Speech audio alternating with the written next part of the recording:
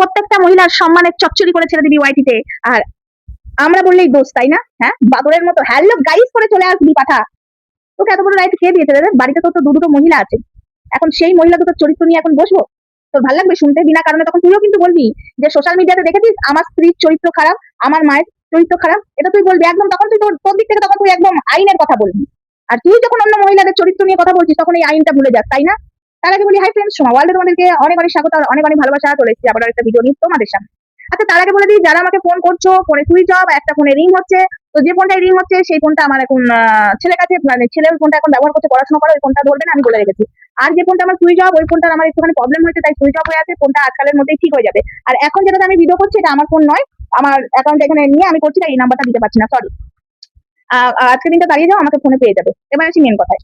এই যে তুই মহিলাদের চরিত্র নিয়ে জানা তাই কথা বলছিস, আর আমরা বললেই তোর গায়ে লেগে যাচ্ছে, তাই না? এখন তাহলে তোর বইয়ের চরিত্র নিয়ে বলবো? তুই অন্য বাড়ির বইয়ের চরিত্র নিয়ে একদম খিচুড়ি খেতে দিচ্ছিস, তাহলে তোর বইয়ের চরিত্র নিয়ে কথা বলবো? তোর মায়ের চরিত্র নিয়ে কথা বলবো? তুই তো প্রত্যেকটা ওয়াইট, মানে প্রত্যেকটা মহিলাকে ওয়াইটিতে তাদের সম্মানহানি করেছিস। তোর এত বড় অধিকার তোকে কে দিয়েছে? আর সবসময় মিথ্যা কথা বলিস কেন? তোর মিথ্যা কথা বলার স্বভাব কেন পাঠা? তোর মিথ্যা কথা বলার স্বভাব কেন? এটা আগে বলতো, কে ফোন করেছিল? সুতপাকে কে ফোন করেছিল? এটা তুই বলবি, ঠিক আছে? সুতপাকে ফোনটা কে করেছিল?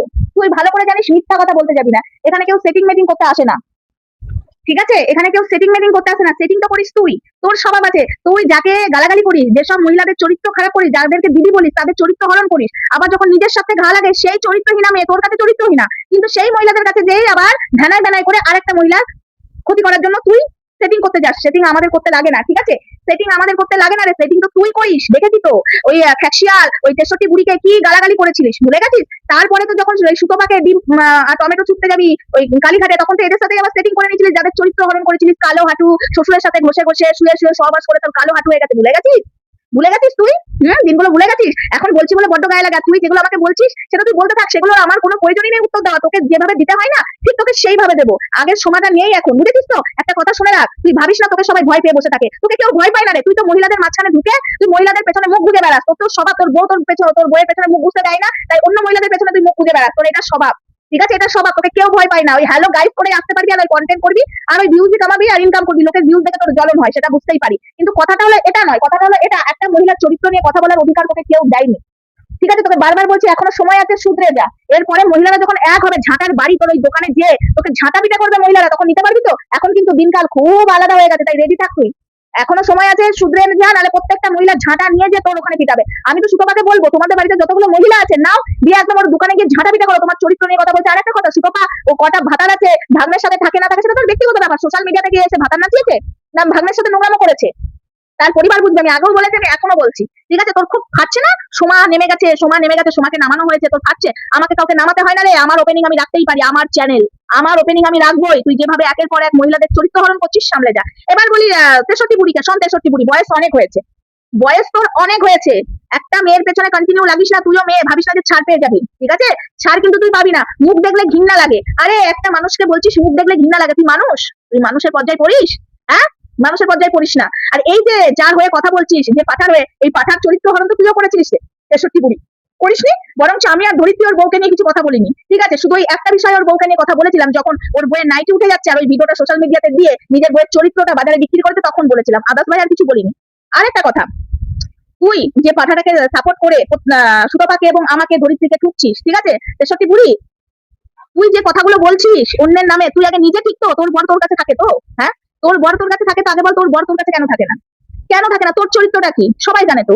বিড়িখোর, এ বিড়িখোর, এ বিড়ি খাওয়া মহিলা, হ্যাঁ? ওই বড় বড় কথা বলছিস, বিড়ি খাস। ওই একটা বুড়ি আছে 63 বুড়ি, একটা পা শ্মশানের দিকে দিয়ে রেখেছে আর একটা পা পাড়ের দিকে দিয়ে রেখেছে। তারা সে আবার অন্যের চরিত্র নিয়ে কথা বলে। এ বিয়ে করেছে, ভাগ্নের সাথে থাকে, 10টা বিয়ে করেছে, কেন বলবি? সে সোশ্যাল মিডিয়াতে দেখিয়েছে। এই অধিকারটা কে দিয়েছে? সোশ্যাল মিডিয়াতে প্রমাণ ছাড়া কথা বলা হয়। তারপরে এই যে 63 বুড়ি, তুই বলছিস টাকা সুতপার কাছ থেকে টাকা খেয়েছে সেটিং করার জন্য, তোদের কাছে প্রমাণ আছে? প্রমাণ ছাড়া কোনো কথা সোশ্যাল মিডিয়াতে বলবি না, থাপড়িয়ে 32টা দাঁত, তোর আবার দাঁত একটা ফাঁকা, 32টা দাঁত নেই, যে কটা দাঁত আছে ফেলে দেবো, বুঝেছিস বুড়ি? অন্যের চরিত্র নিয়ে কথা বলবি না, নিজের চরিত্রের দিকে আগে দেখ। তুই অন্যের দিকে আঙুলটা দিচ্ছিস, দেখ দেখ, 3টে আঙুল কিন্তু এইদিকে পড়ে আছে, দেখে নে। তাহলে তুই অন্যের দিকে আঙুল দেখাবি, তোর 3টে আঙুল কিন্তু তোর দিকে, অন্য দিকে একটা দেখাবি, 4টে তোর দিকে থাকবে। তাই মুখ সামনে কথা বলবি বুড়ি, বুঝেছিস?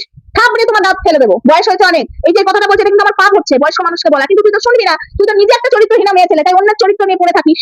আর এবার আসি 49 কে বলছি, 49, তুই যার হয়ে কথা বলছিস পাঠা হয়ে, আজকে তোর চরিত্রটা হরণ কে করেছে? বুকে হাত দিয়ে বলতো। তো দুটো ছেলে, তোর ছেলের ভবিষ্যৎ নষ্ট কে করবে বলেছিল? তোর ছেলের ভবিষ্যৎ নষ্ট কে করবে বলেছিল? তোর ছেলে অ্যাবনর্মাল কে বলেছিল? তোর ছেলে অ্যাবনর্মাল আমরা কি করে জানতাম? জানতাম? তোর চরিত্র হরণটা কে করেছিল? আজকে তুই যাদের কথায় তুই জোট বেঁধেছিস, আজকে সুতপাকে তুলে কি করতো? চ্যানেলটাই সুতপাকে নিয়ে, তোর আর কোনো কন্টেন্টই নেই, সুতপা ছাড়া তোর কোনো কন্টেন্টই নেই। আজকে তোর চরিত্র যে কথা বলেছিল তোর চরিত্র নিয়ে, আজকে তার হয়তো কথা বলছি, দুদিন বাদে তোর চরিত্র নিয়েও কথা বলবে, আগেও বলেছে আবার বলবে, নিজের সাথে গা লাগলে কারণ নয়, এর কারণ নয়, এই পাঠাক কারণ নয়, ঠিক আছে?